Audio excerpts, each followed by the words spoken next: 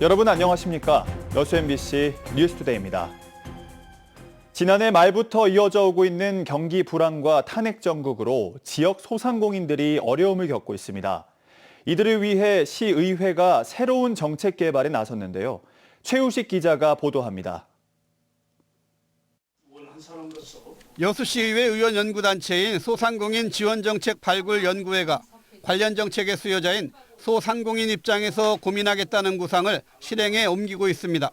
직접 각자의 분야에서 필요한 정책을 제안할 수 있도록 소상공인들로 정책자문위원단을 구성해 매월 한 차례 정기회의와 함께 분과별, 과제별 TF 활동에 들어갔습니다. 다양한 분야 18명의 자문위원들은 지역 실정에 맞는 그리고 전문가다운 의견을 정책으로 제안하고 있습니다. 한 예로 공공배달앱 TF의 경우 권역 내 지역 경제에 실질적인 도움이 되도록 치밀한 사례 분석과 수요 조사를 통한 여수형 배달앱 정착을, 또 청년 창업 TF는 예비 창업자 인터뷰와 컨설팅 등 지역 맞춤형 활성화 정책을 첫 회의부터 구체적으로 제안하고 있습니다. 여수 안에서 순환되어야 할 화폐가 해외로 나간다는 것을 우리 여수 시민들과 함께 그다음에 소상공인들과 모두가 한마음 한뜻으로 여수 안에서 그 화폐가 순환될 수 있도록 그렇게 참여를 해야 되겠다는 생각이 들더라고요. 이 같은 시의회의 활동은 그동안 여수 산단과 수산업 위주로만 생각했던 지역 경제에 대한 인식 변화를 요구하는 시대 정신이기도 합니다. 2023년 통계상 여수의 소상공인은 3만 600개 업체, 종사자 수 4만 7,553명으로 전체 인구의 18%에 이릅니다. 특히 최근 비상계엄과 탄핵 정국을 거치면서 지역 소상공인의 역할과 중요성은 지역 경제를 지탱하는 핵심 주체로서 다시금 강조되고 있습니다. 언제까지 소상공인이 단순히 생계 유지만 하는 사람으로 치부할 것이냐. 그게 아니라 여수 경제의 주체가 돼야 된다라는 생각을 하게 된 거죠. 그래서 이 소상공인을 성장 가능성이나 미래 가능성에 있는 걸로 투자로 인식할 수 있는. 여수시의회는 이번 연구활동을 통해 도출된 의견을 시 정부 정책에 반영되도록 노력하고 이번에 구성된 정책자문위원단도 시정부가 지속적으로 운영하도록 적극 제안한다는 계획입니다. MBC 뉴스 최우식입니다. 여수 순천 11구 사건 진상규명 및 희생자 명예회복 실무위원회가 희생자 유족 417건에 대한 심사를 완료했습니다. 실무위원회는 어제 제13차 위원회를 열고 심사를 통과한 417건에 대해 개인별 의견서를 작성해 중앙위원회에 심의 의결을 요청하기로 했습니다. 이로써 실무위원회는 전체 신고 건수 가운데 74%인 5,492건에 대한 심사를 마쳤습니다. 건조한 날씨가 계속되면서 우리 지역도 산불 위험이 커지고 있습니다. 특히 불에 취약한 목조 문화재는 전소될 위험이 높은데요. 전남 목조 문화재 소화 설비 현황을 살펴봤더니 대부분 열악한 것으로 나타났습니다. 보도에 김단비 기자입니다. 여수 영취산 중턱에 자리 잡은 사찰 흥국사입니다. 고려 때 지어져 1000년 가까운 역사를 가진 유서 깊은 곳입니다. 오래된 시간만큼 보물과 도지적 문화유산 등 16점의 문화재가 있는데 정작 화재에는 취약합니다. 만약 흥국사에 불이 나게 되면 이곳 계곡물을 끌어다 써야 하는데요. 하지만 최대 용량이 60톤에 불과해 턱없이 부족한 실정입니다. 특히 봄, 가을 갈수기 때 산불이 나면 20분도 버티기 힘듭니다.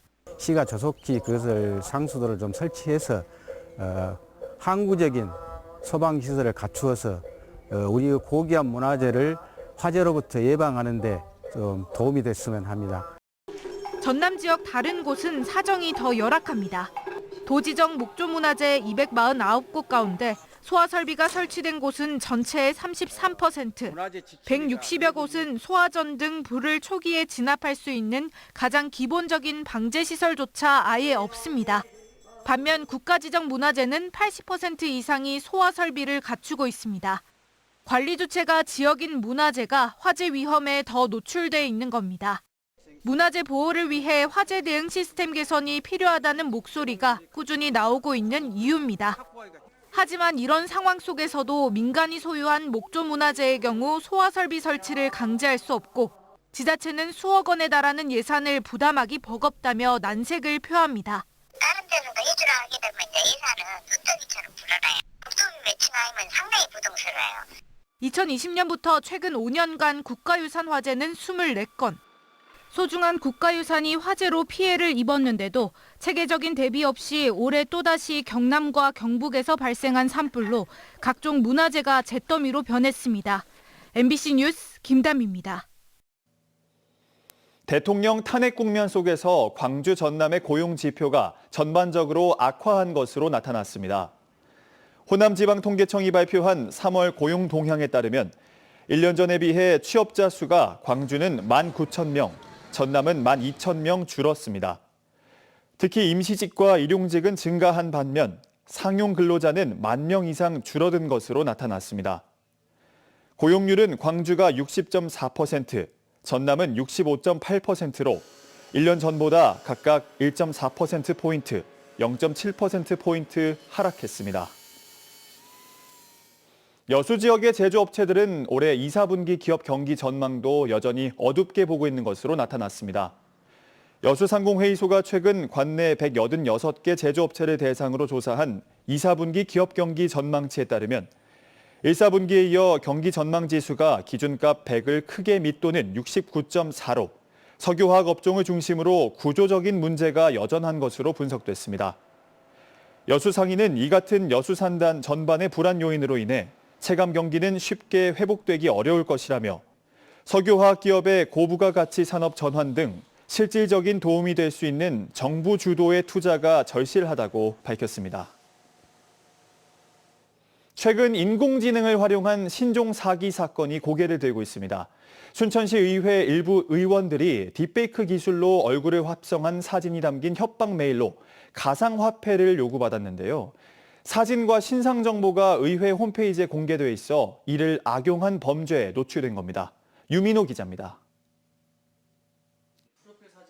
당신의 음란한 영상을 몰래 녹화했다. 최근 순천시의회 일부 남성 의원이 받은 메일입니다. 나체 여성과 함께 침대에 있는 사진이 첨부됐는데 의원 얼굴이 합성됐습니다.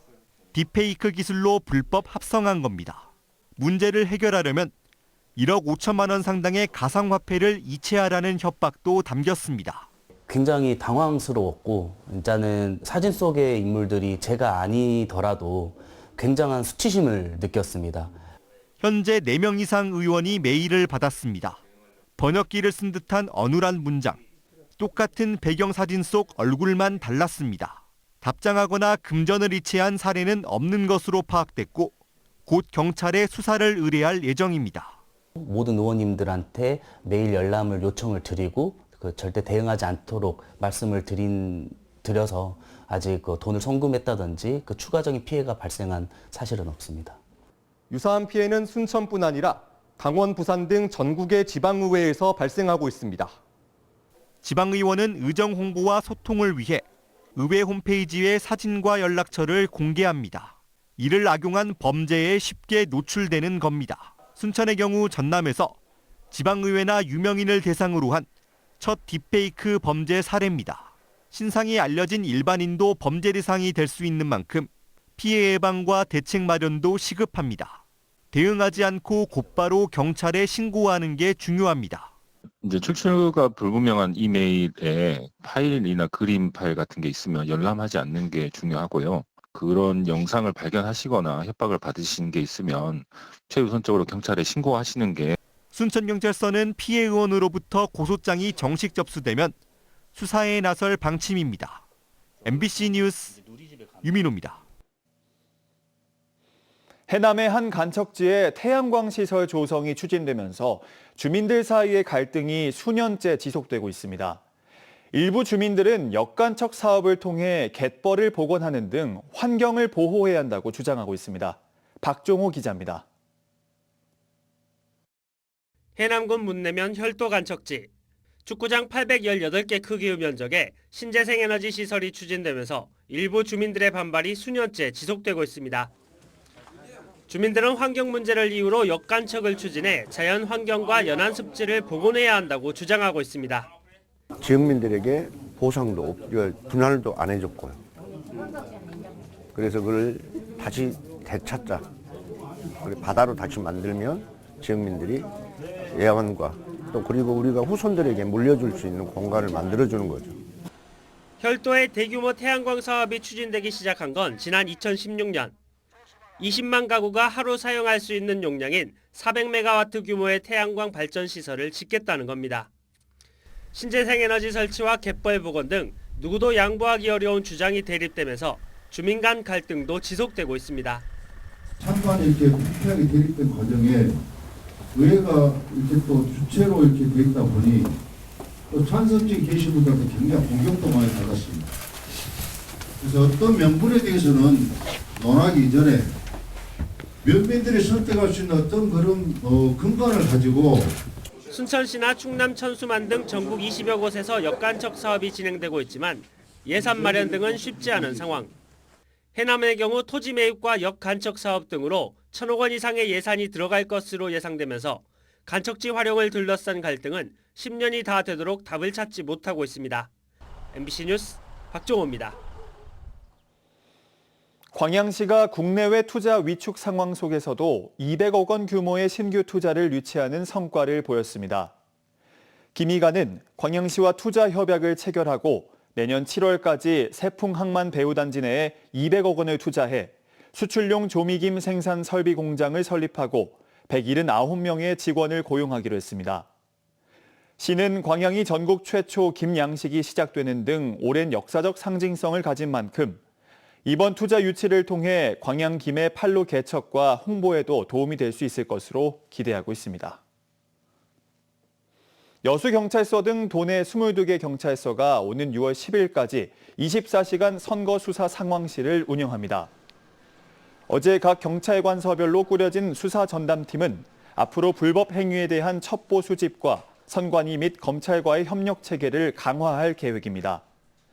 수사팀은 이번 대통령 선거의 공정성을 해칠 수 있는 금품 수수, 허위사실 유포, 공무원 선거 관여 등 5대 선거 범죄를 지정해 중점적으로 단속할 방침입니다. 노동자 임금을 체불한 소형 사업장이 무더기로 적발됐습니다. 고용노동부 여수지청은 지난달 24일부터 임금 체불 사건이 제기된 전남 동부권 30인 미만 사업장을 확인한 결과 37개 사업장에서 170명 임금을 체불한 것으로 나타났습니다. 여수지청은 해당 사업주에게 25일 안에 총 체불 임금 5억 원을 지급하도록 했으며 시정되지 않으면 근로기준법 위반 등으로 형사 입건할 방침입니다. 또 고흥과 순천에 있는 상습 임금 체불 사업장 2곳에도 71명의 임금 2억 원을 지급하도록 지시했습니다.